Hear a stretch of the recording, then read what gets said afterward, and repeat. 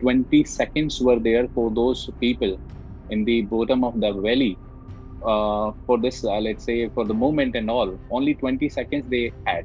So even after such warnings, still this urbanization, the growth, the construction, the, let's say, the projects, they were continued. So in this case, what is this moraine dammed? It is the glaciers when they are melting. You can see the debris is there in front of this glacier, and here it is a kind of loose dam. Hello, everyone.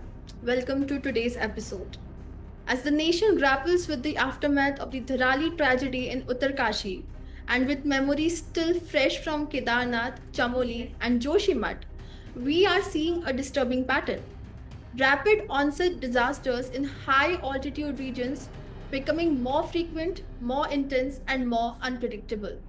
To unpack this complex and urgent issue, we are joined today by a special guest, Mr. Prem Sudhani sir, who is a leading UPSC educator, widely respected for his deep command over geography and environmental studies. He has mentored thousands of aspirants to understand India's dynamic geography, and today he helps us make sense of the shifting realities of our Himalayas. Welcome, sir. Thank you. Thank you. Thank you. So, to start with, my first question is that recent assessments challenge the cloudburst narrative and instead point towards a glacial lake outburst or debris avalanche. What clear scientific distinctions can we draw between a cloudburst and a glacial outburst in a Himalayan context like Dharali? And what diagnostic gaps continue to blur these lines during crisis reporting? Yes. So these two phenomena that you mentioned, one is cloudburst and the second phenomena is glacial lake outburst.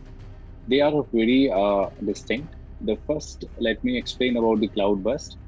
The cloudburst is the phenomena. Technically, if we go by the definition of IMD, it is if the rainfall is occurring more than 100 mm in an hour in a very short, let's say, area, it is approximately 10 square kilometer, then it is technically a cloudburst.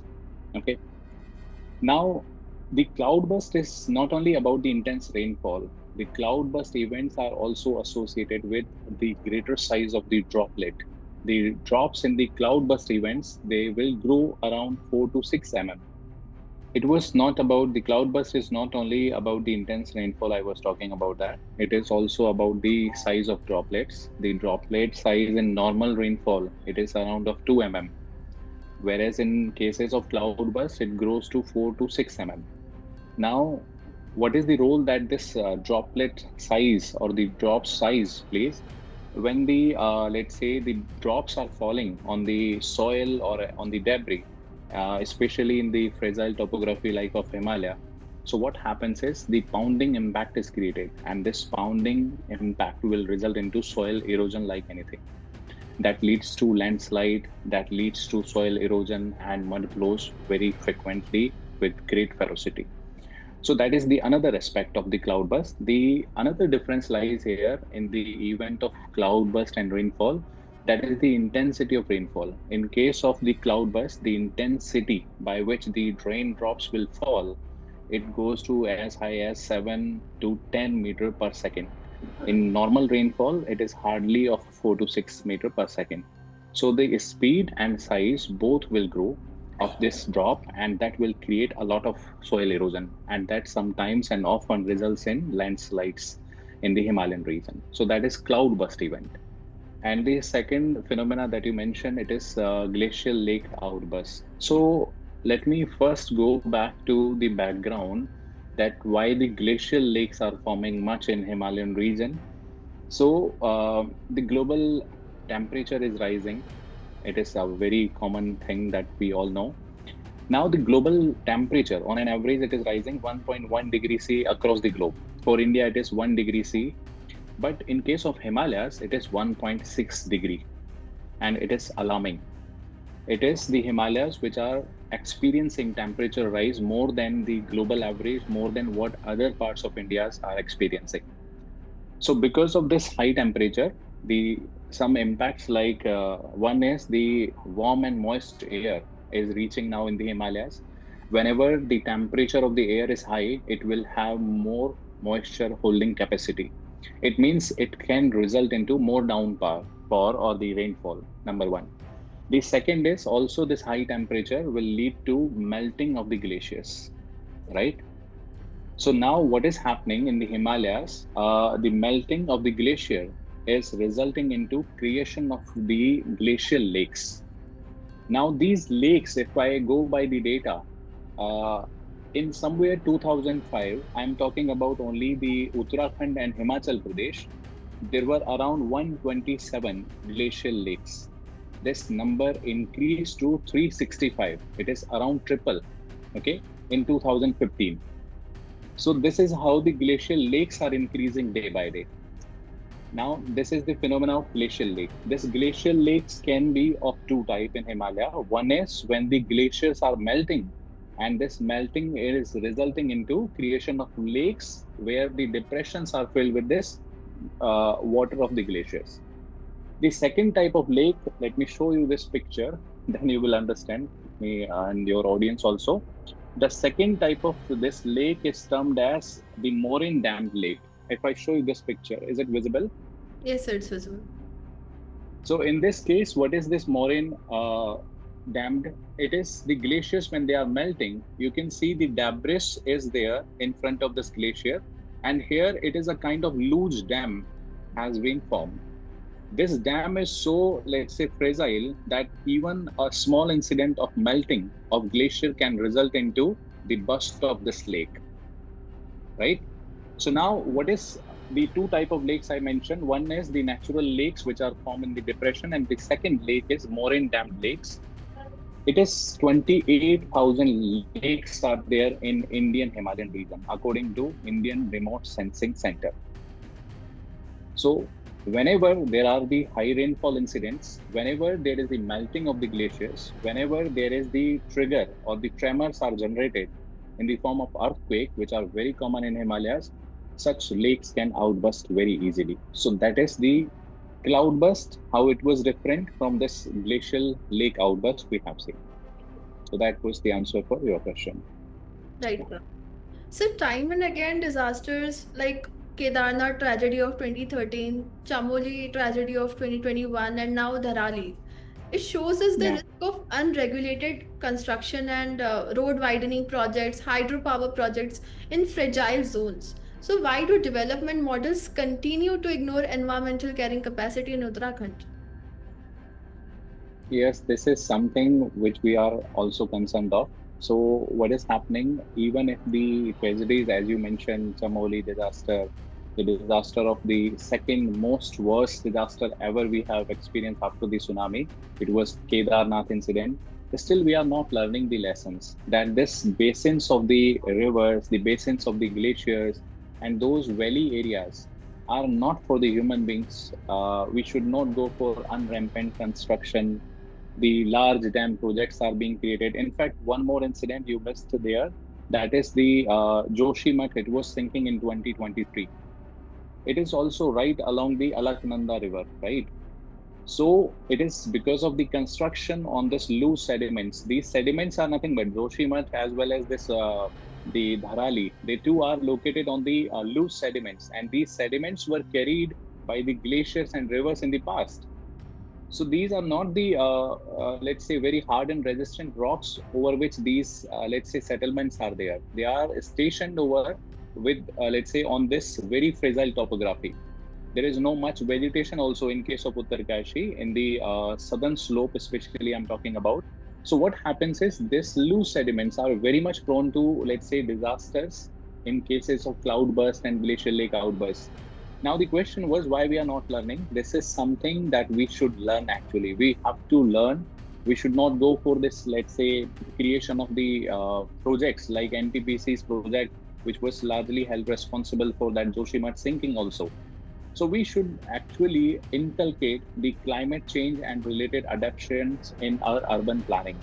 And that is the need of the time, right? Need of the hour, it is. Yes, we have to learn that. But still, we have not learned. So, developing more on this, what do you think are the early warning systems limitations for cloudburst and disasters alike? Like, are there any baseline data limitations? Yes, as you mentioned, that there is a gap in data. So earlier aftermath this strategy, it was suggested by the IMD data itself that it was because of the cloudburst event, but technically it was not a cloudburst. So there is a gap, proper gap we have seen in the data. The another thing is the data accuracy is also compromised here because of we do not have that accurate, let's say, radar systems here. Doppler radars are not stationed here yet. So dense network of radars is required, especially Doppler radar. Now, what is the problem? Why we cannot station? Means as of now, why we have not stationed those, let's say, networks here? Most of these lakes, more than 7,500, plus lakes, lies above the altitude of 4.5 kilometer in the Himalaya. So what happens is this much of height is almost inaccessible. Only you can reach there in the short summer season. Now that is the inaccessibility, number one. The second is logistic challenges are a lot to, let's say, to go to this height with all these operators and then a station and then create the network of such a station. It is a logistic challenge also. Then another problem is the financial, let's say, the cost. If we go by the Doppler's cost, the Doppler radar's cost, it is in crores. So to station such network here with this logistic and financial challenges, it's itself a challenge, right? So now we are mostly relying on the satellite images. Now, what is the problem with the satellite images? That is, they can tell you the area of the glacial lake if it is expanding or if it is narrowing down. But most of the times, what happens is after this incidents occur, we go for the satellite data because you may be aware of this one. Hardly 20 seconds were there for those people in the bottom of the valley for this, let's say, for the movement and all. Only 20 seconds they had. So in very this short duration of time, it therefore makes difficult for the early warning system also. So yes, there is data limit also. Most of the time we are relying on our, let's say, this armed forces also. That is Indo-Tibet. This police force is also helping, especially in the Sikkim region. They are our manual early warning systems as of now, but we are seriously in need of creating this dense network of Doppler radars. Yes, we are in need of that. So, developing more on the forces, my next question is that in a geographically constrained and localized area such as that of Dharali in Uttarkashi, what explains the delay in immediate deployment of emergency services? So, like, could a decentralized district level response mechanism could it have ensured faster evacuation and rescue? Um, yes, up to some extent, you are right. For this type of reason, especially the Uttarkashi region, in one, I remember one report was there in 2013, where it was clearly highlighted that this Uttarkashi district entirely, also it was mentioned that this Dharali, they are very much prone to such kind of cloudburst events, right? So even after such warnings, still this urbanization, the growth, the construction, the, let's say, the projects, they were continued, right? So that is the one part. The second thing is in such remote locations, especially for the management of disasters in a very quick period of time, you need to create local hubs for the disaster management at village level also. Because what happens now, these remote geographies or the topographies are connected with very, let's say, narrow roads. What happens at the time of disasters, these roads may often break. So at the times, what can happen, your evacuation, your rehabilitation process can be delayed. So yes, in this case of Dharali, I think 10 minutes were taken by our disaster team, the police forces, Indo-Tibet police force, all they reach in a period of 10 minutes. But still, yes, it can be shortened further. It can be at the village level. If we station this hub of disaster management, it would be better. Right. So, what specific changes are needed at the community level? I'm speaking to enhance preparedness against rapid onset disasters like this in high altitude Himalayan settlements. Yes. Overall, if we talk about this, what is required, seeing this incident, seeing the Kedarnath, Joshimath all, so we need to first learn that how to respect our this nature. Because what happens now, often we neglect this natural warnings. The incidents are increasing day by day, but still we are not heeding them, paying much heed to them, paying much respect to them. We are not. So, first thing is in our urbanization, you have to inculcate the climatic resilience, the resilient infrastructure, the proper planning, the sensitive network, the early warning system. You have to all bring them under one roof of urban planning, especially in these areas. Now, it is not that government is not doing that. I remember there was efforts I'm talking about. The NDMA has constituted one coordination committee on this disaster resilient risk reduction. In that, multiple agencies were involved, the scientific agencies of central government, the academic experts, research and development organization, and the state and union territories were involved in this committee. And then what happened is it was decided that we have to manage this GLOF, that is glacial lake outburst, how to mitigate them, how to create early warning system for them. For that matter, what happened is the outcome was the government for the first time launched one national program for managing this lake outburst. And in that, it was around 150 crore rupees of fund was given to the states, mostly from the center's pocket. And now we are managing that. In this, some pillars were there. The one pillar was hazard assessment, means mapping of the area. The second pillar was early warning system. The third pillar was the all weather and water monitoring stations and their installation. And their one most important pillar was the participation of community. Along with the last pillar, that was the let's say scientific expeditions will be promoted by the state governments. Now, what will happen? The scientific expeditions were conducted by the state governments, means under the guidance of state government. Now, in this scientific expeditions, one problem was faced with, let's say, one group went to, I think it was Ladakh and Sikkim area. So the expedition people were captured by one community. They said that you are going to pollute this river lake. So this expedition group promised that we have also equal faith in your, let's say, the faith and worship of this lake. What you can do is just keep our work one person as a security, okay, so that we will not pollute your lake. So this type of community-based, let's say, awareness is also required. Their participation is also required because they were thinking that these expeditions may pollute their water resources. So yes, it becomes very important and crucial to aware your people and to ensure their participation as well. Because in this type of expedition, it is the local people, those who are equipped with the knowledge of the weather and climatic patterns there, they can be of immense help, right? So in this fifth pillar, which I was highlighting, in this expeditions, what happened?